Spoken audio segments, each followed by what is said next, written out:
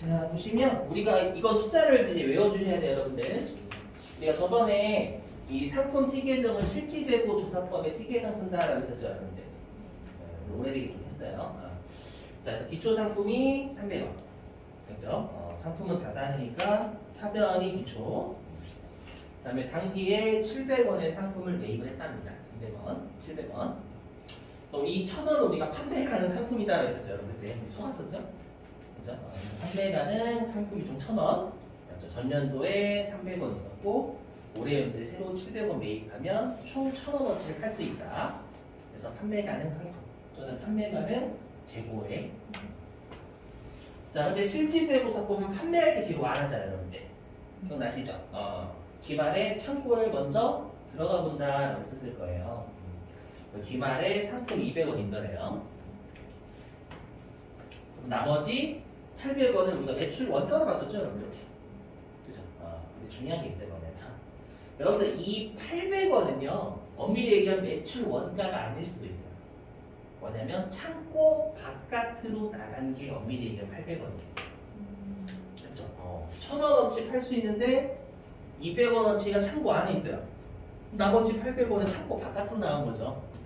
이해되세요? 근데 실제 재고사법은 어떤 논리를 쓰냐면 창고 바깥으로 나가면 그냥 전부 다 팔려서 나갔다라고 봐야죠. 아시죠? 그래서 그냥 다 매출원가 잡아요. 아시죠? 오늘 일단 계산 문제는 매출원가는 800원이 맞아요. 아시죠? 맞는데 이제 문제는 뭐냐면 매출원가를 과다하게 적을 가능성이 존재. 실시고사법은 무슨 말이냐? 예를 들면 이 800원 있잖아요. 이 800원을 여러분들 도둑이 다 훔쳐갔대요.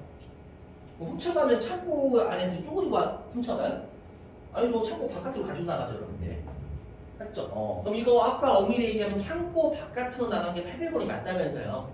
맞죠? 근데 도둑이 다 훔쳐가면 매출원가는 얼마예요? 800원어치를 다 훔쳐갔대요, 도둑이. 빵원이죠, 빵원. 매출원가 팔린 것은 원가인데 팔린 게 어디 있습니까, 여러분들? 맞죠? 근데 그럼 우리가 정확한 매출원가 빵원이죠? 근데 실질재고 상품 그걸 그냥 창고 바깥으로 나가면 다 매출원가로 봐요. 되시겠죠? 그래서 이제 지금 이제 뒤에 할 용은 이러한 문제점을 해결하기 위해서 하는 짓이에요. 해볼게요. 넘어가 보겠습니다, 여러분들. 예쁘다. 이게 좀 어려워요. 기말 재고 자산에 포함될 항목의 결정. 우리가 여기서 뭘 보시는 거냐? 기말 재고 자산에 포함시킨다는 거 더 한다는 얘기죠. 왜 더해? 첫 번째 여기서 해결해야 되고 왜 더해? 기말 재고 자산에. 그렇죠? 두 번째 그러한 애가 뭐가 있는지. 자, 잘 보세요. 자, 일단 첫 번째 기말 재고 자산에 왜 포함을 시켜버리는지. 자, 기초 상품이 300원. 그리고 단기 상품의 순매입액이 700원. 이렇게. 나머지가 기말 상품. 빼서 매출원가 800원 이렇게 구했잖아요. 그래서 방금 사례에서요. 근데 얘는 아까 매출원가가 800원이래요. 창고 바깥으로 나간 게 800원이래요. 그죠? 창고 바깥으로 나간 재고가 800원이 맞아요. 이 얘기하면. 그죠? 자, 그래서 회사가 조사를 해본 거예요. 이 창고 바깥으로 나간 재고 자산 800원이 도대체 어떻게 나갔는지. 그래서 700원어치는 팔려서 나왔고요. 100원은 사무실에 보관하고 있대요. 왜냐하면 예전에 한번 도둑이 들어와가지고 우리 회사 사무실을 옮겨놓은 거예요. 창고 안에 있는 100원을 끄집어내서 사무실에 보관하고 있는 거예요. 이해되시겠어요? 그럼 요 사례에서는 매출 원가는 얼마죠? 700원이어서 팔려서 나간 재고가 여러분들 매출 원가잖아요. 그렇죠? 그래서 요 사례에서는 매출 원가는 700원이어야 돼요. 근데 우리가 실제 재고 조사법에 따르면 요거 800원이잖아요, 여러분. 그럼 얘가 700원이 돼야죠. 맞죠? 그럼 700원이 되려면 어디에서 100원을 조정을 해줘야 돼요. 맞죠? 근데 실제 재고 조사법 매입한 거 기록해야 안 해요? 해요. 파는 걸 기록 안 하지. 그 말은 기초 상품은 전년도에 기록했겠죠, 사왔을 때. 당년도의 상온도도 기록했었을 거란 말이에요. 그러니까 이 둘은 바꿀 수가 없어요. 왜냐면 사실이기 때문에 기록했으니까. 그러면 어디에서 조정하냐면 기말 상품에서 조정을 해줘야 돼요. 되셨죠? 그럼 기말 상품을 얼마로 만들면 매출 원가가 700원이 되는 거예요? 도저히가 300원이 되면 되겠죠. 그죠? 그래서 요 사무실에 보관하고 있는 100원을 매출 원가가 700원이 돼야 되는데 실제 재고 조사법 논리상 기초 상품하고 매입액은 조정을 못해요. 왜냐면 기록을 한 게 맞기 때문에. 그러면 기말 상품에서 뭔가를 조정을 해줘야 된다는 거예요. 이해되세요? 무슨 말인지? 그래서 기말 상품을 300원으로 만들면 되겠죠. 그렇죠? 그래서 이 100원을 창고 안에 쑤셔 넣는 게 아니에요. 오해하시면 안 돼요. 개념적으로 더해주기만 하는 거예요. 개념적으로만. 이 100원이 창고에 있다라고 생각하자. 아셨죠? 자지 실제로 다시 집어넣은 도둑맞을 또 가능성이 있습니다. 그러니까 이제 300원 되는 거예요. 그래서 이때 매출원가 700원 바뀌는 거죠. 이해되세요? 그래서 왜 기말 재고에 가산을 하냐면 매출 원가가 되지 않게 하기 위해서 가산하는 거예요. 이 둘은 조정 못하잖아요. 기초 상품하고 단기 상품 매입을 조정 못한단 말이에요. 그리고 해놨기 때문에. 그렇죠? 여기 조정할 수밖에 없어요. 되시겠죠? 시험에 안 나와요. 기말 재고에 왜 가산하는 거 안 나오는데 시험에. 알죠? 자, 그러면 언제 기말 재고에 가산을 하냐라는 거예요. 일단은 요건이 세 가지입니다. AND입니다. 모두 만족, 모두 만족. 자, 첫 번째, 창고 바깥에 있어야 돼요. 왜냐, 아까 실지 재고 조사법은 창고 바깥으로 나간 800원을 다 매출 원가 시켜버리잖아요. 맞죠? 두 번째, 이 100원 가산 있죠? 이 100원은 안 팔린 거예요. 맞죠? 안 팔려야 돼요. 창고 바깥으로 나갔는데 팔렸다? 그럼 매출 원가 맞아요. 이해되셨죠? 그래서 안 팔려야 돼요.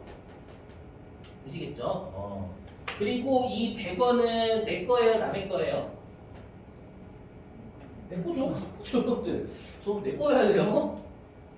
남의 거를 내 창고에 있는 것처럼 생각하면 그건 도둑이라고 하죠, 여러분들. 그죠? 네 것도 내 거, 내 것도 내 것도 내 거 그거잖아요, 여러분들. 그렇죠? 요 세 가지 요건을 모두 만족하면 그때 기말 재고에 더합니다. 개념적으로. 진짜 실제로 창고에 쑤셔넣는 게 아니라. 이해되시겠어요? 이러한 항목이 총 4가지가 있어요. 4가지. 우리 시험에 나오는 게 4가지요.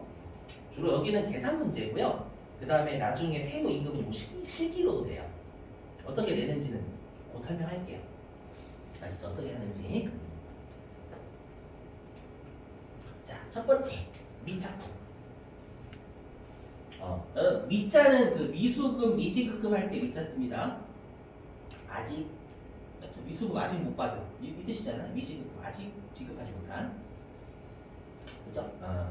그다음 착자는 우리 도착하다 할 때 착자. 해석하면 아직 도착하지 않은 물건. 이 뜻이죠, 여러분들. 그럼 아직 도착하지 않았다라는 건 지금 우리 집에 배송 오고 있는 거예요. 배송 오고 있는 거. 우리 집에 배송 오고 있으니까 아직 도착을 안 한 거죠.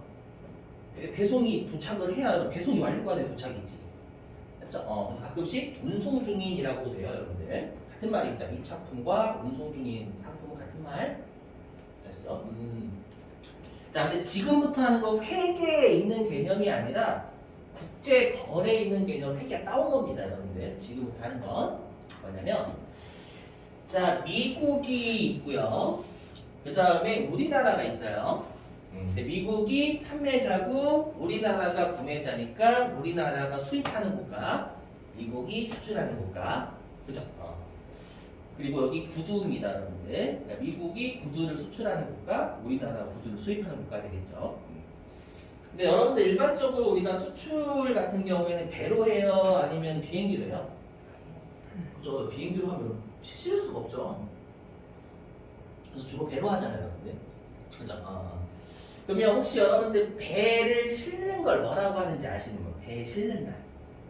앞으로 많이 보시는 겁니다. 회계하고 세법하시다 보면 선적한다라고 선적. 선적. 아시죠? 적실적. 선적은 잘 모르겠어요, 저도. 선적한다라고 배에 실는 걸. 당연히 판매자가 싫겠죠. 그죠? 판매자가 있는 곳을 우리가 선적지라고 하고요.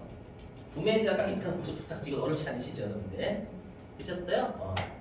자, 근데 문제는 뭐냐면 지금 이 구두가 우리나라로 지금 오고 있는 거예요, 배 타고. 오고 있는데 그럼 태평양 한가운데서 지금 배가 오고 있는 거죠. 이해되세요? 근데 문제는 뭐냐면 얘가 12월 31일이에요. 왜 문제냐? 12월 31일이 되면 어떠한 나라든 결산을 해야 돼요. 맞죠? 물론 그 시간차가 있긴 하지만 맞죠? 결산해야 되는데 미국에는 없어요, 이 구두가. 그런데 우리나라에는 없거든요. 그럼 누구의 재고도 아닌 거예요? 그럼 바다의 재고예요, 바다의 재고? 재미 없지 않은데 바다의 재고 이런 거 어딨습니까?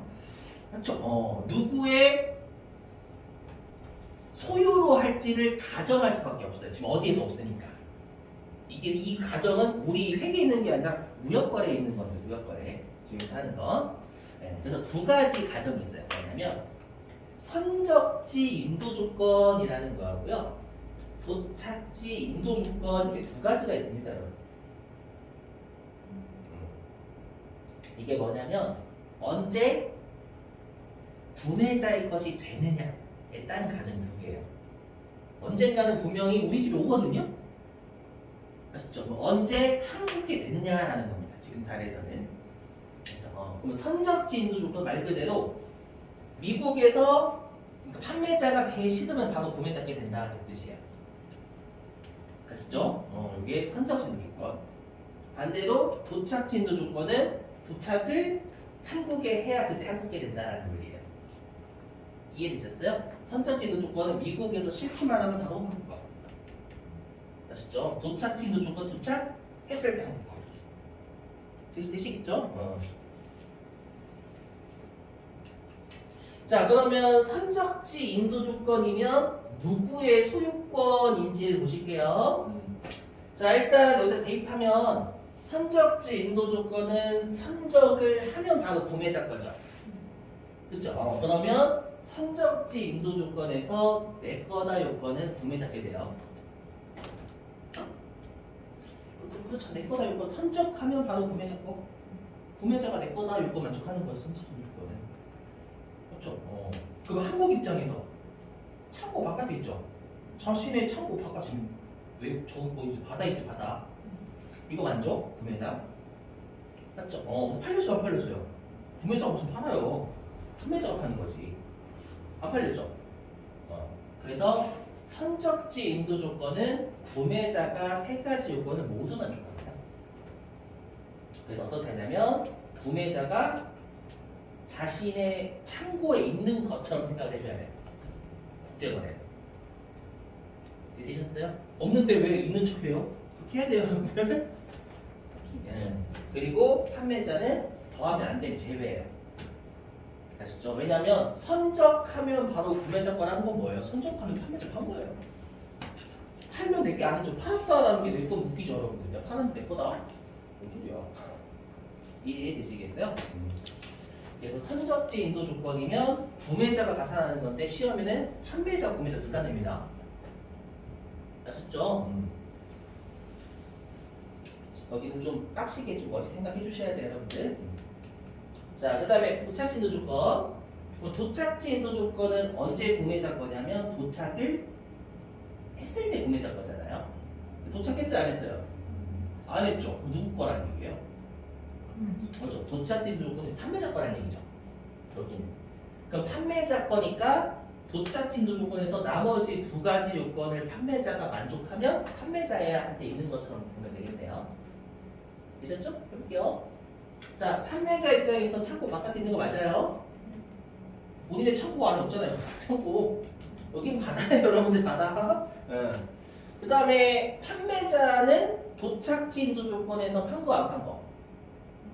판 거예요. 왜냐? 도착지 인도 조건은 도착을 했을 때 구매자 거라도 도착을 해야 판매자가 한 거예요. 이해되셨어요? 근데 도착 안 했으면 악한 거죠, 여러분들. 도착지 인도 조건에서. 그러면 도착지 인도 조건은 판매자가 세 가지 요건을 모두 만족하잖아요. 그럼 판매자가 즉 미국이 있는 것처럼 해주는 거고 더하지 더해주는 거고 100원을. 네, 구매자의 한국은 제외시키는 거예요. 그렇죠? 시험에 어떻게 장난을 치냐? 가장 더러운 장난. 어떻게 장난치냐면 요 사례 가지고 자, 우리 회사가 지금 200원의 재고를 보유하고 있대요.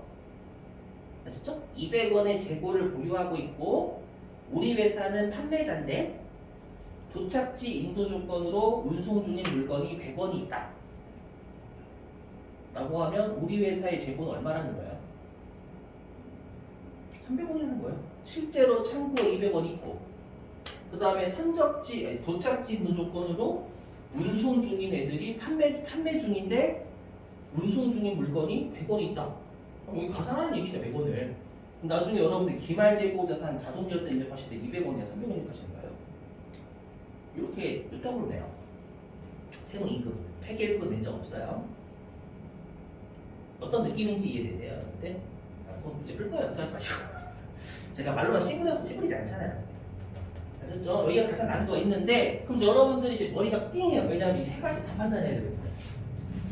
그죠? 그래서 야매. 결론은 야매를 외우시게 될 거예요. 뭐냐면 이 선적지 인도 조건하고 도착지 인도 조건 너무 어려워요. 지금 뒤에 할 세 가지는 쉽거든요. 그러면 선적지, 도착지 인도 조건 시험에 나오면 이 두 가지 요건 무시하시면 되세요. 두 가지 요건 무시하시고 내 거다 요건 만족하는 것만 더 하시면 돼요. 해보죠. 무슨 말인지. 자, 선적지 인도 조건 선적하면 바로 구매자 거죠. 그래서 여기 선적지 인도 조건 구매자 끝. 그 다음에 도착지 인도 조건. 도착을 했을 때 구매자 거. 도착 안 했잖아요. 누구 거예요? 도착 판매자 거기 판매자 거죠. 도착 여기 끝이에요. 이렇게 하시면 돼요. 아셨죠? 굳이 나머지 두 가지 거 하실 필요 없어요. 아셨죠? 좀 안 좋으신데? 그죠? 좀 이쪽으로 가서 급이 높아져야 여러분들. 맞죠? 여러분 입장에서 급이 높아지면 짜증난데. 우리나라 시험 원래 그렇잖아요. 모든 게 다. 넘어갈게요. 문제는 어떻게 나오는지 보고. 자, 그 다음에 이제 위탁 판매하겠습니다. 혹시 여러분 위탁 판매가 뭔지 아시는 분? 우리 그 말 쓰죠. 위임하다. 팔아달라고 위임하는 거예요. 대신 팔아줘. 그리고 위탁 판매라고 합니다. 대신 팔아줘. 우리가 일상생활로 좀 그러니까 그런 거 있죠. 뭐냐면 대신 팔아줘라. 옛날에 어렸을 때 우리 어머니께서 신부름 시킨 거 있잖아요. 그렇죠? 대신 그 공복요금 좀 내줘. 그건 좀 그렇다. 대신 팔아줘. 아셨죠? 그걸 우리가 위탁 판매라고 합니다. 아셨죠? 적송품은 같은 말이거든요. 왜 적송품인지는 다음 설명할게요. 자, 해보겠습니다. 보시면 자, 갑이 위탁자. 그러니까 갑은 어떤 사람이라고 좀 가정을 하냐면 교재를 쓰는 사람이라고 하잖아요. 교재를 쓰는 사람. 맞죠? 회계 1급 교재를 쓰는 사람이라 가정해 볼게요. 자, 근데 이 갑이 쓴 교재가 인기가 전국에서 너무 많은 거예요. 근데 이건 옛날이라고 생각해 주셔야 돼요. 온라인 없던 시절 다 오프라인. 아시죠? 그러니까 책을 꼭 서점 가서 사야 되는 옛날. 아시죠? 자, 인기가 많은데 어디에서 가장 인기가 많냐면 강남에서 인기가 진짜 많은 거예요. 근데 이제 옛날이면 근데 온라인으로 못 파니까 서점을 차려야 되잖아요. 강남에서. 강남하면 떠오르는 게 뭐예요, 여러분들? 땅값이죠. 되게 비싸요. 맞죠? 그래서 서점을 차리기에는 뭔가 무서워. 쫄려. 맞죠? 그래서 생각해낸 게 뭐냐면 강남에 있는 교보문고한테 전화를 한 거예요. 강남에 있는 교보문고한테. 교보문고 전화해가지고 제 교재가 지금 강남에서 되게 수요가 많은데 제가 좀 서점을 차리기에는 좀 그러니까 이 책을 대신 팔아주시면 60%는 40%는 당신이 드시고 나머지 60%만 저 주시면 됩니다. 어때요? 그럼 좋죠. 성공하네. 맞죠? 그러면 대신 팔아달라고 부탁하는 사람을 위탁자라고 합니다. 부탁을 위임하다. 그 다음에 수탁자는 부탁을 받았죠. 받은 사람을 수탁자라고 합니다. 되셨죠? 근데 교보문고는 수수료만 먹고 땡이 내죠, 여러분들. 이해되시겠어요? 자, 그럼 이제 갑이 교보문고한테 대신 팔아달라고 했죠. 그리고 어떻게 했냐면 회계 1급 교재 100권을 교보문고한테 다 보내버린 거예요. 그럼 창고 바깥으로 다 나갔죠. 우리 위탁자 입장에서요. 그럼 아까 우리 실지제로 조사법은 창고 바깥으로 나가기만 하면 다 매출 원가라면서요. 그럼 이 책 100개는 매출 원가 됐을 거란 말이에요. 위탁자 입장에서. 되시겠어요? 그리고 나중에 12월 31일에 전화한 거예요. 혹시 몇 권 팔았어요? 했더니 교보문고가 진짜 인기 많으시네요. 99권은 팔렸습니다. 그래서 우리가 대신 팔아달라고 하는 건 대신 팔아주는 사람이 팔면 판 거잖아. 내 입장에서. 교보문고가 팔면 나는 수익자 안 돼요. 가군요. 이해되셨어요? 근데 나머지 한 권은 아직 안 팔렸습니다. 라고 12월 30일에 얘기하는 거예요. 그 한 권에 있죠. 교보문고한테 있는 한 권 있잖아요. 그거 위탁자인 갑 거죠. 그리고 갑 입장에서는 교보문고한테 있잖아요. 한 권이. 그리고 안 팔렸죠. 교보문고 한 권을 가지고 있으니까 아직. 그렇죠? 그러면 갑 입장에서는 요 세 가지 요건을 만족하기 때문에 그 책 한 권은 갑 창고에는 실제로 없어요. 없지만 있는 것처럼 개념적으로 생각해줘야 실제로 팔린 99개가 매출가 돼요. 무슨 말인지 이해되셨어요? 창고 바깥으로 100권 보내서 다 매출원가 시켰잖아요. 이해되셨죠? 근데 한 권은 여기 갑한테다가 한 권은 교보문고한테 있으면 그 한 권 같은 경우 99만 매출원가 돼야죠, 여러분들. 그렇죠? 그래서 갑은 본인한테 있다라고 개념도 생각을 해줘야 돼요, 여러분들. 아셨죠? 그래서 시험이 어떻게 되냐면 갑은 실제로 창고에 200원이 있고, 아셨죠? 200원이 있고 갑의 창고에 200원이 있고, 수탁자가 보관하고 있는 상품이 100원이 있다. 갑의 기말재고는 이라고 300원 답변하셔야 된다는 거예요. 이해되세요? 얘가 200원이 실제로 있고, 그 다음에 수탁자의 창고에 100원이 보관 중이다 하면 요 갑의 기말재고는 200원에 300원 이해하시는다고요. 어떤 느낌인지 이해되시겠어요? 아셨죠? 되게 중요해요. 없는데 왜 있는 것처럼 해요? 그렇지 않은데 매출원가 되는 거 각자를 위해서. 아시죠? 자, 그럼 암기 언제 기말재고에 가산하냐? 수탁자가 창고에 보관 중일 때 위탁자의 재고에 가산합니다. 이거 주의하셔야 돼요. 어떻게 시험에 장난을 친 적이 있냐면 이거를 수탁자로 바꿨어요. 수탁자의 창고에 보관 중일 때 수탁자의 재고에 가산한다. 그건 오답이고 오답. 왜냐면 수탁자는 대신 팔아주는 놈이기 때문에 지재고가 아니에요. 그건. 아셨죠? 낙지 조심. 이거 수탁자는 잘 낚이거든요. 창고에 보관 중이었기 때문에. 이해했어요? 그 다음에 뭐 언제 위탁자는 수익자는 될까요? 아까 교보문고가 팔았을 때 저 수탁자가 고객에게 판매하실 때 수익자가 되겠죠. 이해되시겠어요? 외우셔야 돼요. 이것도 시험에 냈었어. 실근에 이거 위탁 판매는 언제 수익자인가? 그렇죠? 자, 그리고 혹시라도 여러분들 적성품이라고 나올 수도 있거든요. 듣고 버리세요. 왜 적성품이라는 말이 나왔는지. 옛날에는 대신 팔아달라고 할 때 물건을 쌓아서 보냈대요. 그래서 쌓을 적자에 배송할 송자에가 적성품이라고 한대요. 외우실 필요 없어요. 시험에 적성품인 왜 적성품이라고 하는 서술하시지 안 나옵니다. 아셨죠? 같은 말이다라는 걸 외우시면 됩니다. 그리고 아셨죠? 그 다음에 시성품. 자, 시성품은 뭐냐면 시험 삼아 보내는 물건 이 뜻이거든요. 자, 먼저 해볼게요. 이런 거 있죠. 옛날에는 제가 한 중고등학교 때 4년 전. 네, 해주시는 건 4년 전이에요. 네, 그렇게 해주시고 제가 중고등학교 때 되게 유명한 게 방문 판매할 때 되게 유명한 게 그 비대하고 정수기였거든요. 그렇죠. 그 뭐냐면 우리가 재고자산 중에 완전 경쟁 시장이에요. 그러니까 진입 장벽이 낮은 거 있죠. 낮은데 우리 회사 후발주자입니다. 그럼 문제가 뭐예요? 사람들이 선발주자, 우리가 뭐 공기청정기 예를 들면 정수기 예를 들면 코에이, 쿠쿠, 그렇죠? 이런 데 알아주지 우리 회사가 여러분들 막 입성한 게 아니라 후발주자예요. 사람들이 잘 안 알아주죠, 여러분들. 사지도 않아요. 이거 뭐지 이렇게 하고. 맞죠? 좀 우리가 완전 경제 시장에서 선두업체만 일반적으로 사잖아요. 맞죠? 그러다 보니까 내가 방판이라고 하죠, 여러분들. 발로 뛰는 거, 발품. 맞죠? 발로 돌아다니면서 특히 완전 경쟁이니까 고객들을 찾아다니면서 이것들을 일단 다 성능 같은 거 보여주고 며칠간 사용해보라고 하는 거 있죠? 실제로 우리 학원에서도 왔었어. 책상 파시는 분인데 책상을 이렇게 막 올렸다가 접었다가 이렇게 하는 거 허리 안 좋으시는 거예요. 그렇죠? 저는 저는 일단 사용해보고 안 사용하겠다고. 쓰레기 나겠죠, 여러분들?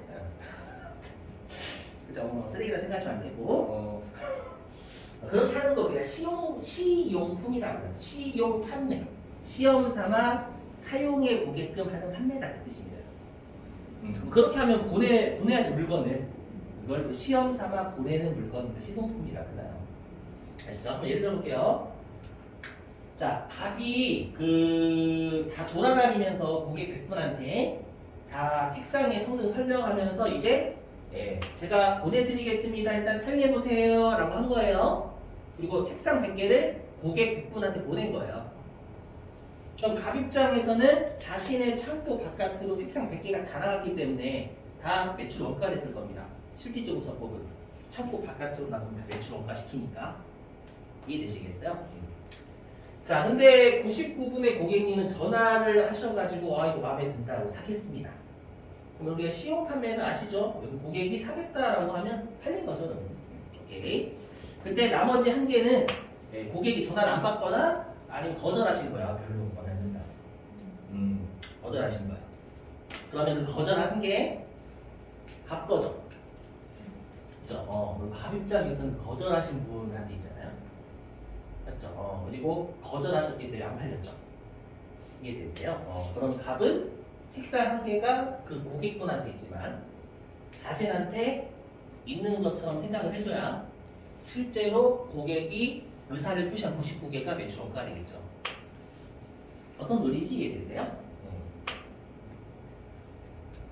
자, 그럼 언제 비말 재고에 가산하냐? 구매 의사 표시 안 했을 때, 그죠? 한 개. 언제 수익을 시용 판매에서 남냐면 구매 의사 표시했을 때. 이거 어렵지 않으실 거예요. 여기까지 되셨나요?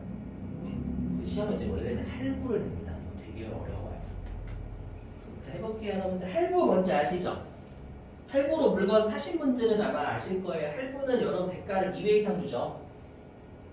2회 이상 주는 거를 할부라고 불러요. 아시죠? 그리고 할부는 물건부터 받아요? 대가부터 줘요? 물건부터 받죠. 맞죠? 그럼 할부로 파시는 분도 물건부터 넘겨주시는 거죠. 맞죠? 근데 중요한 게 뭐예요? 회계는 할부로 팔면 돈 받을 때 수익 아니면 물건을 넘겼을 때 수익. 그렇죠. 넘겼을 때요. 우리 회계 외상으로 상품 팔아도 우리 상품 매출 잡잖아요. 맞죠? 그 말은 할부로 팔아도 인도 시점에 수익을 잡을 거란 말이에요. 회계에 따라. 이해되시겠어요? 그럼 수익을 잡는다라는 건 내 거예요, 남의 거예요? 남의 거죠. 근데 우리가 수익이 뭐예요? 남의 거잖아요. 내가 팔았다라고 하면 그 제 겁니다, 이래요, 여러분들. 남의 거니까 판 거죠, 여러분들. 내 거를 남한테 팔았으니까 이제 내 게 아닌 거죠, 여러분들. 이해되세요? 그래서 할부 판매는 인도하는 시점에 수익을 잡기 때문에 무조건 판매자의 재고가 아니에요. 이게 핵심이에요. 시험에 어떻게 장난을 치냐면 이렇게 장난쳐요. 할부 판매는 대가를 수령하기 전까지는 판매자의 재고다. 대가를 수령하기 전까지는 판매자의 재고다. 이런 틀린 문장이에요. 대가를 수령하는지 여기 상관 안 한다니까요. 인도하면 바로 수익이란 말이에요. 회계 입장에서 제발. 아셨죠? 그래서 회계하실 때는 현실을 좀 여러분들 현실하고 좀 괴리감이 좀 있으셔야 돼요. 그렇죠? 현실에서 그냥 돈 받았을 때 수익이잖아요. 아니에요. 회계는. 진짜 주의하셔야 돼요. 이거 시험에 진짜 대가 수정료보다 아까요. 아셨죠? 자, 그럼 실제 문제가 어떻게 출제가 되는지 좀 보겠습니다. 여기가 어디 있냐면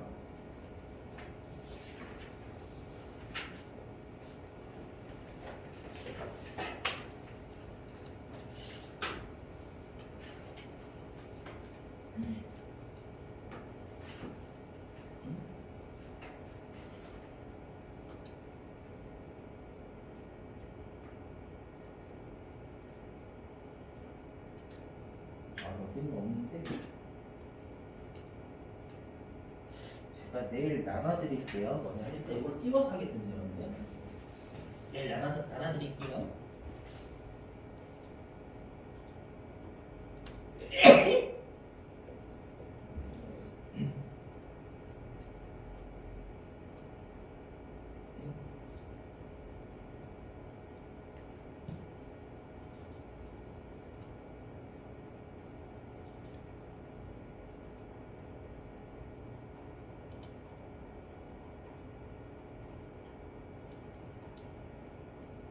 제가 기출문제 분류별로 모아놓은 게 있거든요. 잠깐만요.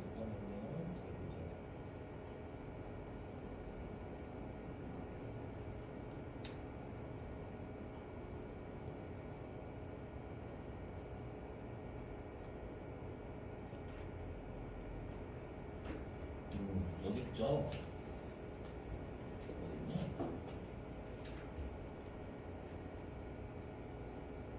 일단 1번. 숙제 4개 나머지는 여러분들 같이 하겠습니다. 어려운 것들은. 자, 여기 1번. 얼마인지 한번 여러분 해보실래요? 저 문제 찾고 있을게요. 혹시라도. 1번 해보세요. 1번.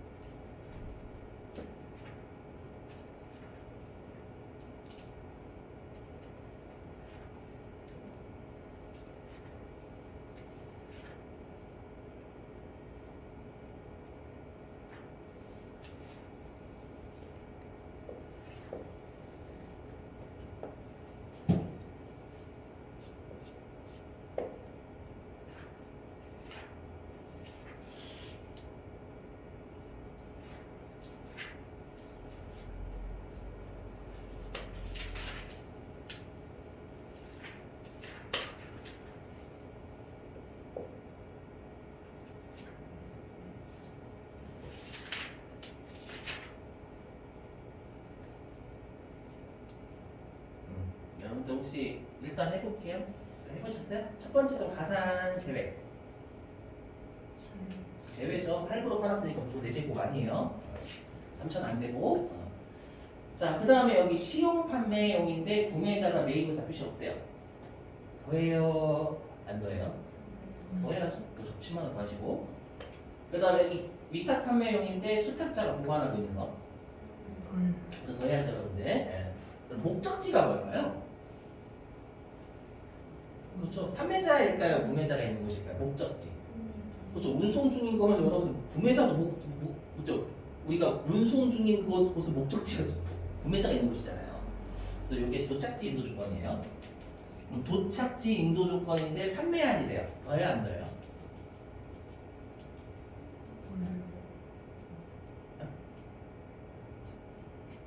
선생님 도착지 인도 조건 언제 구매자게요? 구매자 거예요. 도착해야. 맞죠? 도착해야 구매자 거예요. 그럼 누구 거예요? 도착 안 했으니까. 판매자 거죠. 더해야 안 돼요. 이거 판매한. 더해야죠. 판매한. 도착지 인도 조건 도착해야 구매자 거. 도착 안 했으니까 판매자 거. 난 판매자 거. 그러니까 도착지 인도 조건하고 선적지 인도 조건은 주의하실 게 판매자, 구매자 잘 보셔야 돼요. 저기 판매 이렇게 나오면 이렇게 요 세 개 다 더한 게 답이에요. 아시죠? 그다음에 교재 381페이지. 이거는 그 문제는 아니고 자 381페이지. 저 추우니까 좀 올릴게요. 저 개인주의예요. 네. 컨셉을 잘못 잡았습니다. 해주시고 이런 컨셉을 마음에 들어 하시는 분이 계셔서 되게 획기적이라고 학생을 위하는 게 아니라 본인 보시고. 자, 381페이지의 4번입니다. 4번.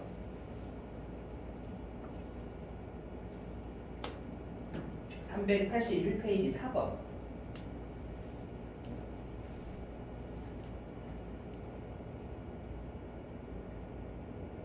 뭘까요?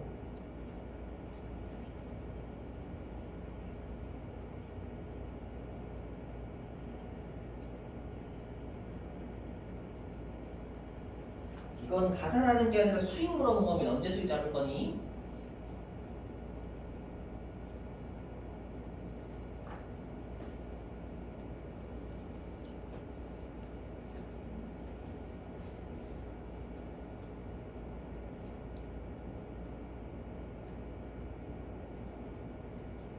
몇 번이죠?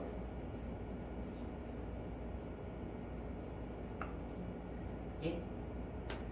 또 몇 번? 3번. 왜 3번일까요? 판매했을 때지. 판매 대금을 지급받았을 때 아니에요, 여러분들. 돈 받았을 때지. 돈 받았을 때. 네? 아까 저 수탁자가 팔았을 때, 여러분들 팔았을 때하고 혹시 팔았을 때 돈 받았을지 않았을까요? 여러분들 팔았을 때 맞죠? 수탁자 아까 교보문고 팔았을 때, 고객이 팔았을 때, 그럼 팔면서 고객이 돈을 이렇게 갑니까? 그건 아니잖아요. 무슨 말인지 이해되셨어요? 그리고 주의하실 게 상품권 판매는 상품권 팔았을 때 수익 아닙니다. 회계는 왜 그럴까요? 상품권 재화가 아니에요, 여러분들. 상품권이랑 물건이랑 맞바꾸고 갔을 때 수익이에요. 백화점은 저도 아시죠? 인도하는 거니까. 아시죠? 그래서 동그라미 걸 그 말입니다, 그 말. 아시죠? 그 다음에 5번 해보실래요? 5번? 5번은 우리 배웠던 거여가지고 그 아래 5번 381페이지 5번.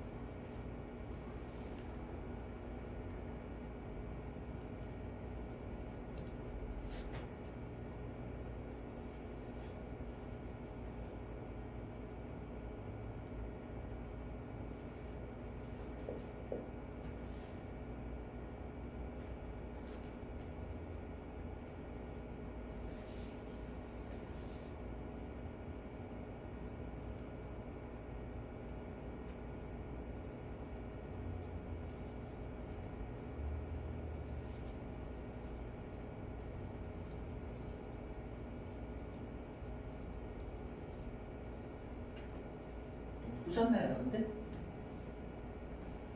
일단 4번 맞아요, 틀려 4번.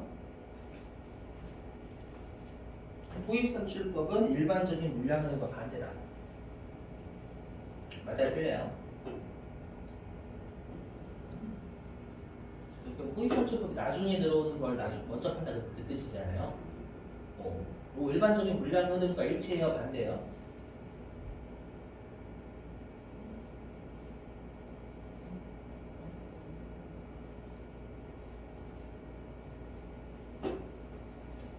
사번은 맞죠? 우리 선입선출법이 일반적인 물량 흐름이었었잖아요. 먼저 사온 걸 먼저 팔려고 앞에 지내는 거. 그죠? 그 다음에 동그라미 3번. 총평균법이, 우리 평균법이 두 가지 평균법 있잖아요. 실질재고조사법의 평균법이 총평균법. 그렇죠? 그 다음에 우리가 계속기록법의 평균법이 이동평균법. 그렇죠? 그럼 총평균법은 매입 거래가 발생할 때마다 단가를 재산정해야 된대요. 좀 틀렸어요. 그렇죠? 그러니까 이동평균법이 계속 평균 때리는 거고, 맞죠? 그래서 3번이 5다. 되게 되셨어요? 그 다음에 동그라미 2번은 우리가 그거죠. 물가가 지속적으로 상승하면, 기억나시나요? 선입선출법이 가장 컸던 거. 맞죠? 물가가 지속적으로 상승하면 우리가 남아있는 건 선입선출법에서는 최근에 산 게 남아있잖아요. 맞죠? 근데 최근에 남아있는 게 가장 비싼 재고잖아요. 우리가 자산이 가장 높은 금액으로 표시가 되죠. 자산하고 이익은 어떻게 돼요? 같이 가요? 달리 가요? 같이 가니까 맞는 말이에요. 진짜 그래서 여러 진짜 선이총 해가지고 자음순서를 한다고. 자, 근데 동그라미 1번 개별법은 하나하나씩 다 대비할 수 있는 방법이죠. 그죠? 근데 실무에 적용하는데 어려움이 있다는 건 과거형이에요. 우리 재고대사 이 문제 과거형으로 보셔야 돼요. 옛날에는 바코드를 일일이 찍을 수가 없었다 그거죠. 맞죠? 여러분들이 오늘날 생각하셔서 바코드를 다 찍으면 되잖아. 요거잖아요, 여러분들. 근데 옛날에 나왔던 문제들이 맞는 말 1번. 아셨죠? 자, 됐습니다.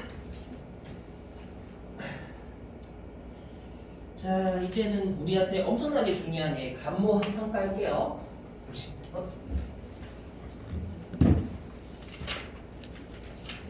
감모 시험이 많이 나오거든요. 감모가 뭐냐?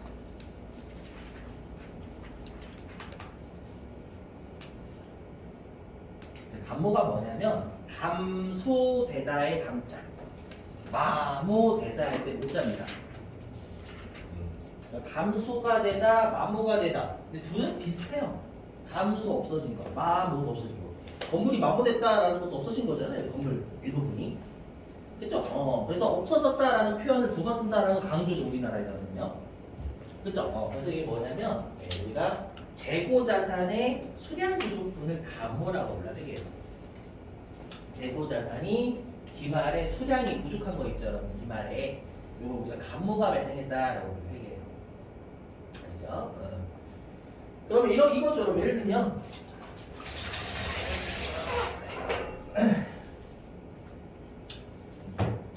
자, 예를 들면은 이렇게 한번 좀 할게요. 예를 들면 장부의 재고는 1억이래, 1억. 근데 실제로 가서 재고를 세보니까 실제로 재고를 세보니까 8천만 원 있는 거예요. 2천만 원이 없어졌죠. 맞죠? 장부에는 1억이 적혀지거든, 상품이. 근데 기말에 상품 창고 들어가 보니까 8천만 원밖에 없는 거 뒤져가지고. 맞죠? 2천만 원이 없어진 거죠. 우리가 감모가 발생했다라고 거예요. 있었죠? 그래서 우리가 수량이 부족해진 금액을 감모다라고 불러요. 아시죠? 이거 외우지 마세요, 여러분들. 누가 봐도 이거 감모 사회예요. 야, 저 이거 외우는 분들이 계시는데 이거 누가 봐도 수량 부족해진 거니까 수량 부족을 외우시는 거예요, 여러분들. 네. 자, 그랬을 때, 자, 예를 들어 볼게요. 자, 장부상 재고가 250원. 근데 장부는 엄밀히 얘기하면 세본 건 아니죠. 아니, 실제가 세본 거잖아요, 여러분들. 그래서 장부는 엄밀히 있어야 할 거죠. 여러분들이 현금 지갑에서 현금을 세시기 전이 장부잖아요. 맞죠? 그건 여러분이 생각하시는 현금 있어야 할 현금이 지갑에 있어야 할 현금. 근데 실제로 세본 현금 다를 수 있잖아요, 여러분들. 맞죠? 장부상 재고가 250원인데 실제로 재고 자산을 세보니까 200원밖에 없는 거예요. 그러면 감모가 50원인 거죠. 이해되시겠어요? 자, 근데 다시 회계는 감모가 어떻게 나뉘냐면 정상적인 수량 부족분이 있고요. 비정상적인 수량 부족분이 있어요. 자, 먼저 설명할게요. 자, 들어보시면 뭐냐면요. 자, 우리 회사가 뭐라고 있냐? 우리 회사라고 하지 말고 제가 뭐라고 있냐면 여러분들 생맥주를 판대. 생맥주. 제가 생맥주 판대요. 근데 생맥주가 지금 1000cc밖에 없어요. 다 떨어져가지고. 아시죠? 고객 한 분이 500cc 좀 갖다 주실래요? 해서 제가 500cc를 생맥주니까 따라서 드려야 될 거 아니에요, 여러분들? 따라서 드렸어요. 그러면 남아있는 맥주는 몇 cc가 있어야 돼요, 여러분들? 500cc가 있어야죠. 근데 제가 맥주를 세보니까 490cc밖에 없는 거예요. 그렇죠? 그러면 10cc가 10cc 그러니까 10cc가 없어진 거죠. 맞죠? 그 10cc를 우리가 정상 감모가 발생했다는 거예요, 여기에서. 왜냐? 업종의 특성상 그만큼의 수량 부족이 생긴다는 거예요. 업종의 특성상. 기름 같은 거 맞죠? 기름 같은 것도 여러분 정제하다 보면 조금씩 제가 화학을 잘 몰라서 여러분들 이 문과나 이과 아니라 잘 이해해 주세요. 기체, 액체 잘 몰라요. 액체는 알죠? 기체, 고체는 몰라요. 기체였나? 그래서 이렇게 날아가잖아요, 여러분들. 네, 자지 마시고 공부하고. 맞죠? 그래서 여기가 이렇게 보는 거예요. 정상적으로 말해서 업종의 특성상 그만큼이 없어지는 거예요. 어떤 느낌인지 이해되세요? 우리가 정상간모다라고 하고요. 정상간모는 회계에서 어떻게 바라보냐면 매출 원가로 봐요. 뭐냐면 500cc를 팔기 위해서 10cc가 희생이 됐다고 보는 거예요. 그래서 매출을 얻기 위한 희생 원가 이렇게 이해되시겠어요? 그래서 매출 원가로 봐요. 외우셔야 돼요. 여러분 결론을 시험에 잘 온단 말이에요. 아셨죠? 다시 암기사항. 자, 근데 비정상 간모는 뭐냐? 제가 맥주 500cc를 따라드리러 가다가 자빠진 거예요. 자빠져서 500cc 다 날아갔어요. 그러니까 우리가 수량이 부족해진 게 판매를 위해서 그 업종의 특성상 우리가 수량이 부족해진 게 아니라 뭔가 실수라든지 그런 것들 있죠. 그런 거에 따라서 우리가 수량이 부족해진 걸 비정상 간모라고 불러요. 그렇죠? 그럼 얘는 뭐로 보냐?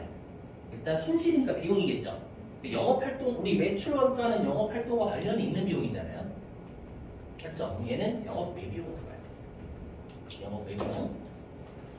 계정 과목은 뭐라고 하냐면 재고자산 감모 손실이라고 해요. 유시해야 되겠죠? 회계는 계정 과목이 필수예요, 여러분들.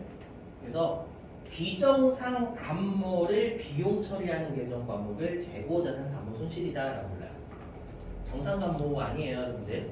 주의하셔야 돼요. 비정상 감모를 비용 처리하는 계정 과목이에요. 다시 적용하시고 이해되시겠죠?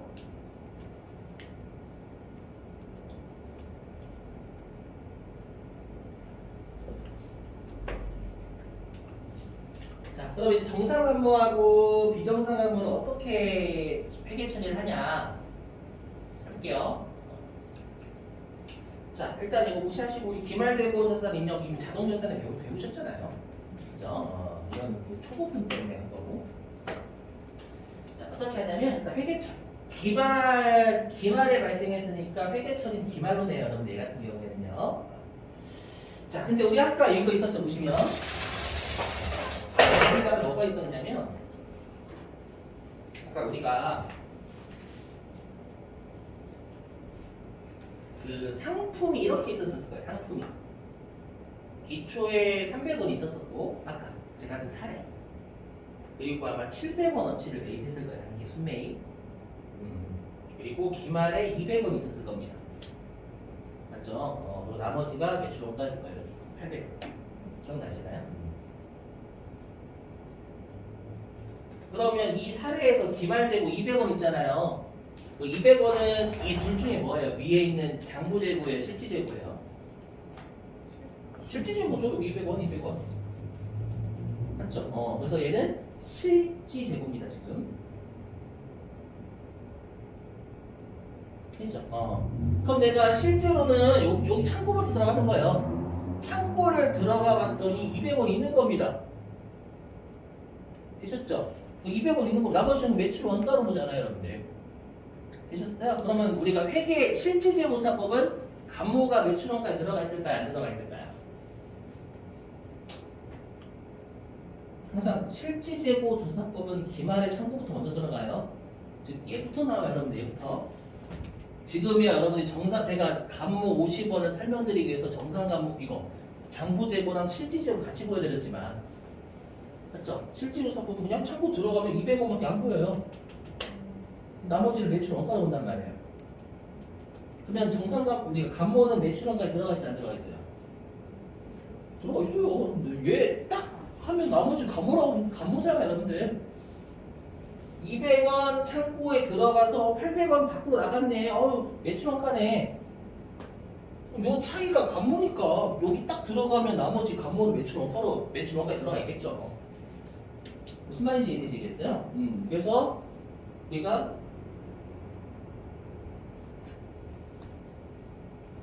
감모가 매출 원가에 들어가 있어요, 실제로. 실질적으로 벌써 세기 때문에. 되시겠어요?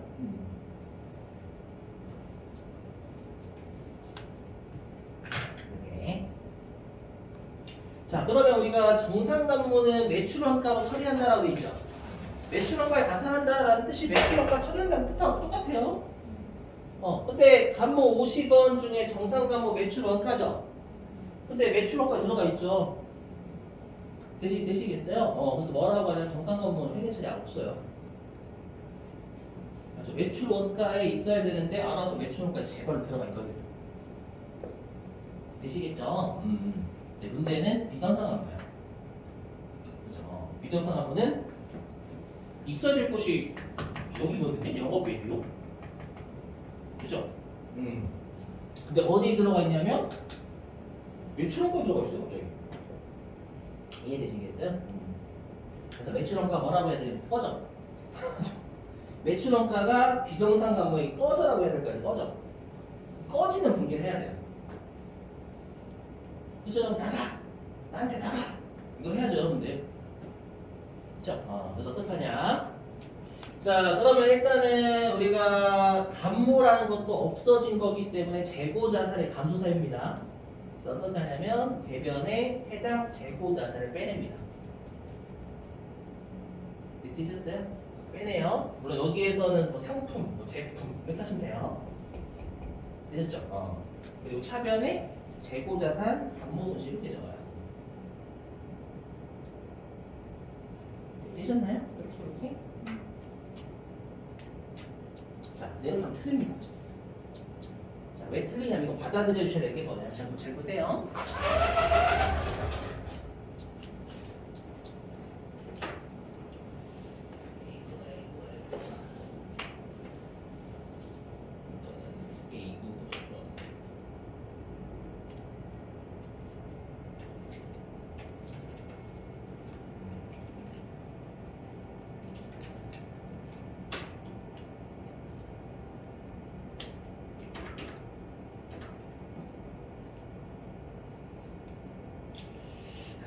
그런데 여기 보시면 여러분들 우리가 요거 자 기초 상품이 좀 금액이 좀 그런데 이렇게 금액이 크지?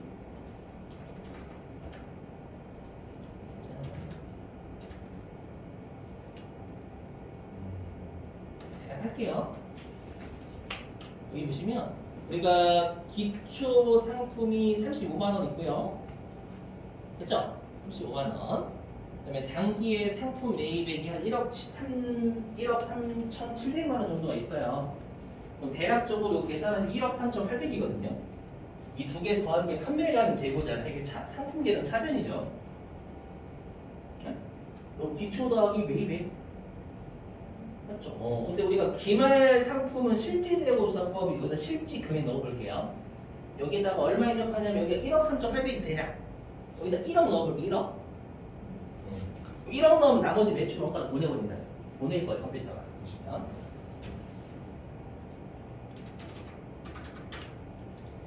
자, 여기다가 기말 상품 1억 넣었잖아, 방금요. 그죠? 이렇게 하고 전표 추가 누르면은요.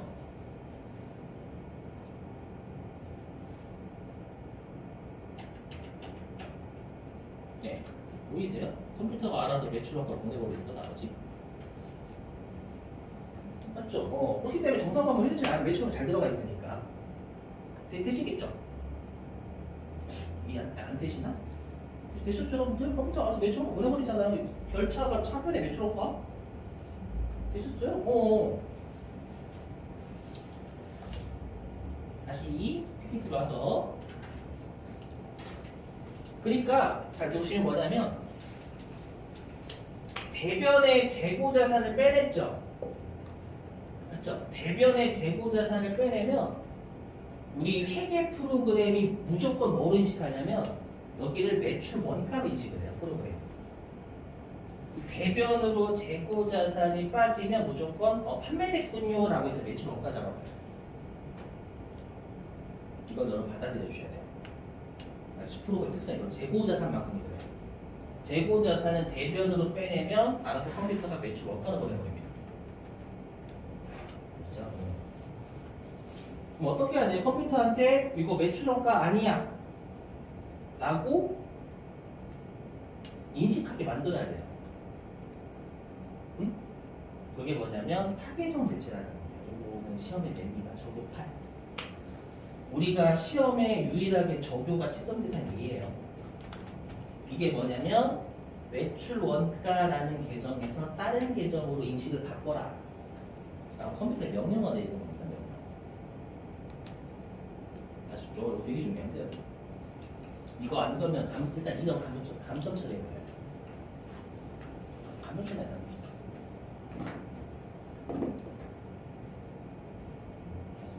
저보다 그냥 매출 원가는 다 인식을 해버려요.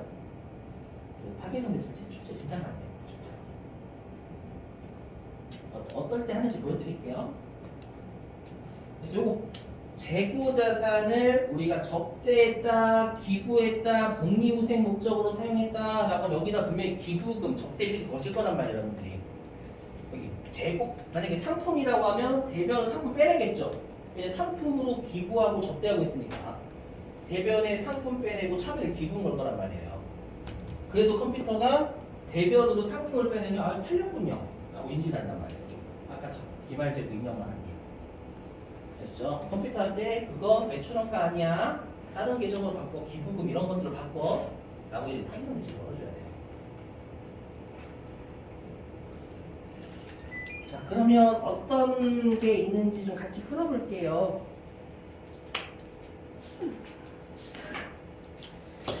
어렵죠, 여러분들. 94회 2-1 맨 뒤쪽입니다.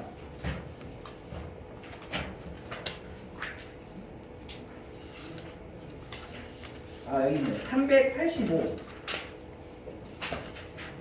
385페이지. 네, 1번입니다. 9월 14일.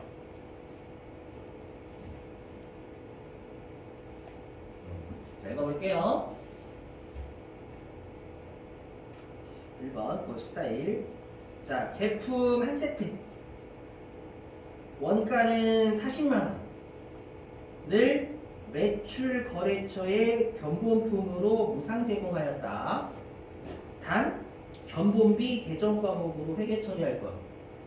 그럼 일단 제품이라는 재고 자산을 여러분들 판매한 게 아니라 견본품으로 제공했다라고 했으니까 여러분들이 분계를 어떻게 끊으실 거냐면 대변의 제품 제공했으니까 제품이 없어져야죠. 차변의 견본비 이렇게 끊으실 거란 말이에요.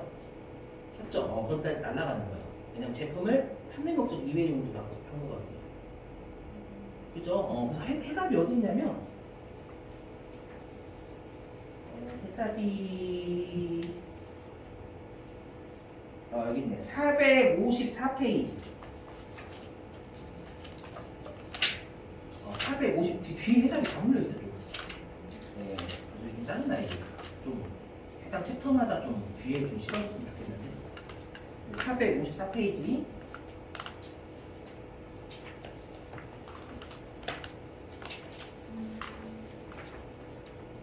그 문제 맨 아래 문제 2번에 1번 9월 14일 보이시나요?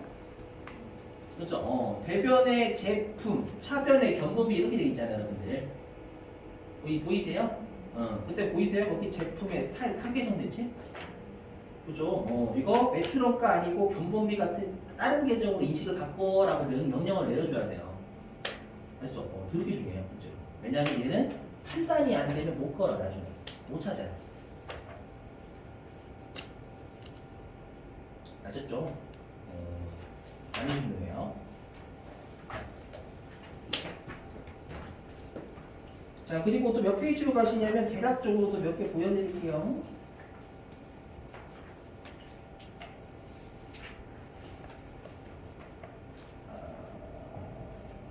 자, 어디냐면은요 237페이지. 나중에 숙제로 내긴 할 건데 237페이지.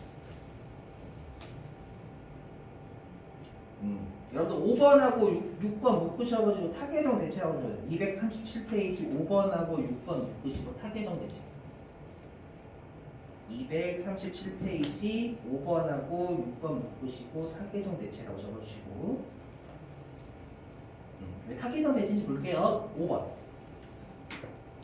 자, 창고에 보관 중인 제품, 재고자산이죠, 여러분들. 제품이 화재로 인해서 소실되었다. 그럼 이거 비용이겠죠, 손실이니까. 이때 나중에 계정 과목은 뒤에서 배우실 거예요. 이걸 재해 손실이라고, 재해 손실.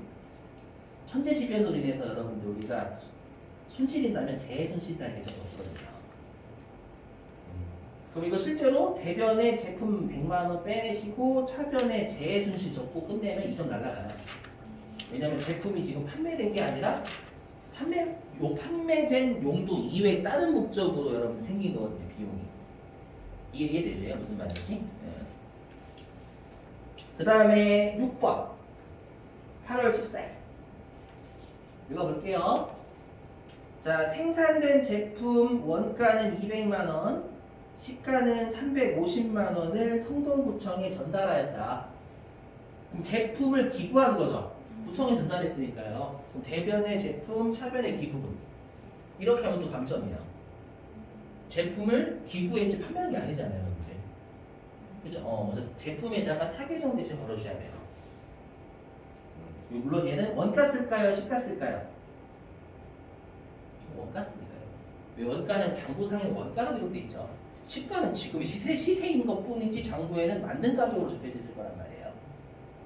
맞죠? 내가 200만 원에 만들었고 지금 시세는 350만 원짜리가 그 뜻이에요. 장부에서 제품은 200만 원 기록돼서 200만 원 날려야죠. 이해되셨어요? 그래서 어렵게 내면 원가하고 시가까지도 장난을 쳐요.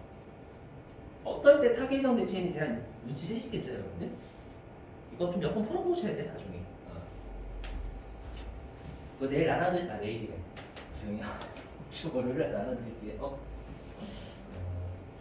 자, 됐어요. 자, 그럼 일단 여러분 배정 과목 밑줄 좀 칠까요? 배정 과목 유입을 좀 꺼내주시고.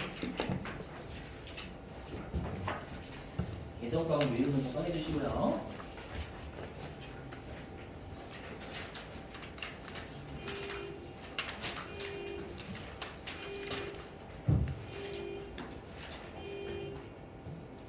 자, 계정 과목 유인물 1페이지입니다. 자, 1페이지에 동그라미 16번 상납세금 있죠, 여러분들. 자, 일단 여기 중간연합세액에 밑줄 치시고 중간연합세. 그 다음에 수익에 대한 원천납부세액에 밑줄 치시고. 왜냐면 우리가 소득자 입장에서 경제적인 부담을 실질적으로 한 거잖아요, 여러분들이. 월급 받으실 때. 맞죠? 그래서 중간연합세액 나오거나 아니면 내가 소득자인데 뜯겼어요. 내가 낸 거죠, 그건. 맞죠? 근데 자산 처리하세요 라고 하면 상납세금 하시면 되는 거예요, 여러분들. 자, 되셨고, 그 다음 2페이지. 자, 2페이지에 중간쯤 보시면 반가로 1번 투자자산 보이시나요, 여러분들? 거기에서 아마 동그라미 4번 투자부동산 밑줄 안 쳐져 있을 거예요. 자, 투자부동산은요, 일단은 투자를 목적, 미치고 투자 차익을 목적. 그리고 끝에 밑줄, 구입한 토지나 건물. 그러니까 시험에서 건물하고 토지를 사면 무조건 토지 건물이라는 생각 버리셔야 돼요, 여러분들. 진짜, 투자 목적으로 샀다, 또는 시세 차익을 얻을 목적으로 샀다. 그러니까 나쁜 말로 투기 목적으로 샀다. 그럼 투자 부동산이라는 계정 과목이 적히는 거예요, 아셨죠? 자, 됐고요. 그 다음에 몇 페이지냐면 우리가 안 한 게 4페이지. 4페이지에 맨 위에 동그라미 12번 유동성 장기부채 안 했죠? 그죠? 자, 걔는 비유동 부채 중에서부터 좀 밑줄입니다. 자, 비유동 부채 중에서 결산일을 기준으로 1년 내에 만기가 도래하는 부채다라고 했었죠, 여러분들. 기억하시고. 자, 그 다음에 동그라미 13번. 동그라미 13번은요, 그 첫 번째 줄 끝에. 아직 납부하지 않은 금액이죠. 아직 납부하지 않은 세금? 금액을 좀 세금으로 바꿔주세요. 아직 납부하지 않은 세금이 맞겠네요. 그렇죠? 아직 납부하지 않은 세금을 우리가 미지급 세금이라고 합니다. 왜냐면 나중에 부가가치세 또 나오거든요. 이게 계정 과목이. 자, 됐고요. 그 다음에 몇 페이지냐면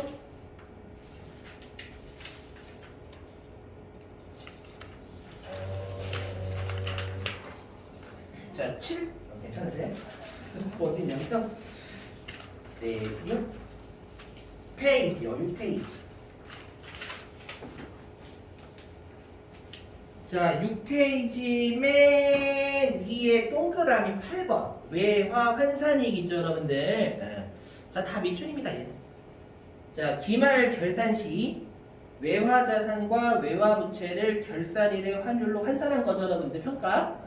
환산하는 경우 환율의 차이로 인해서 발생하는 이익. 그죠? 부채가, 이거 외우지 마세요. 부채가 떨어지면 좋고. 맞죠? 자산이 올라가면 좋고. 이렇게. 됐고요. 그 다음에 7페이지.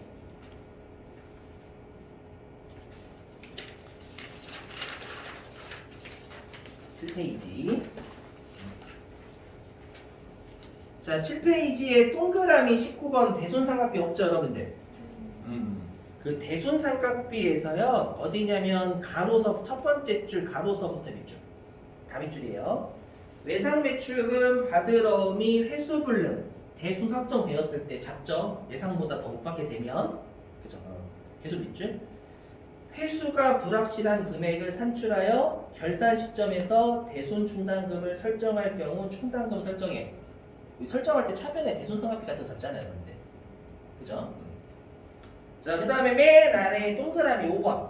7페이지 맨 아래에 동그라미 5번. 외화 환산 손실. 네, 다 밑줄입니다. 자, 기말에 외화 자산 및 부채를 원화로 환산하는 경우 환율의 차이로 인해서 발생하는 손실이죠, 얘는요. 자, 네, 8페이지.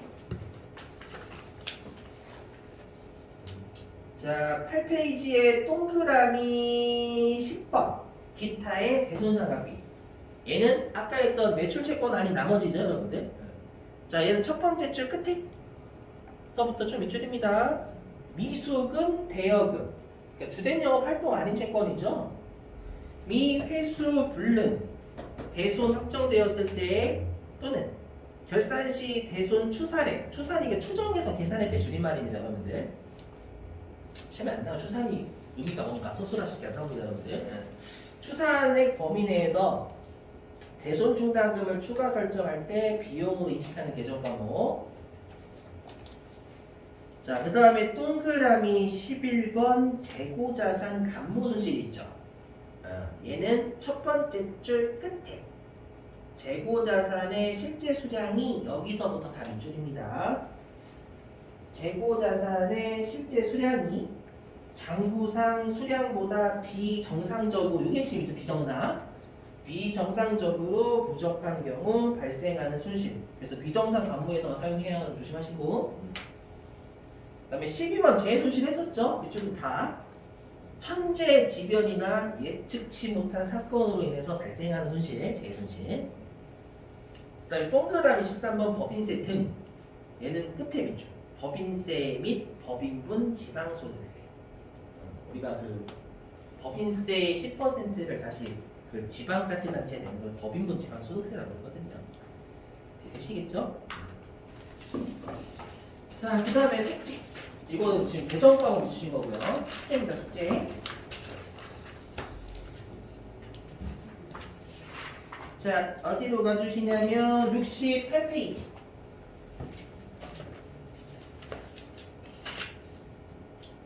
자, 68페이지 맨 아래 1번.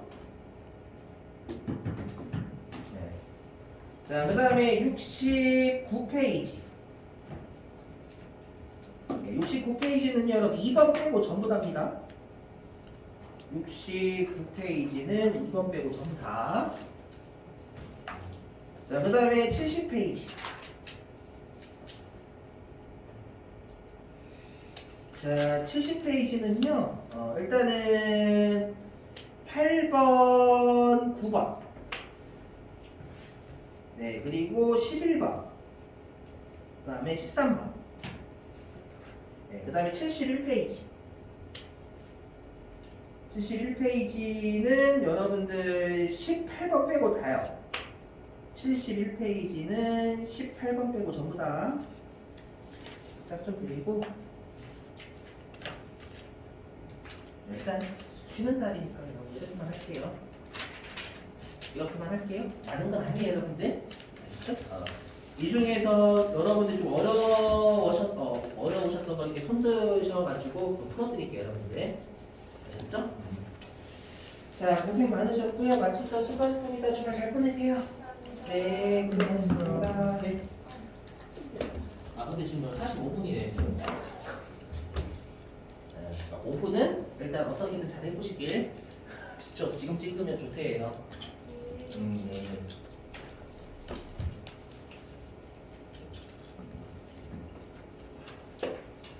뭐 궁금하신 점 없으신가요?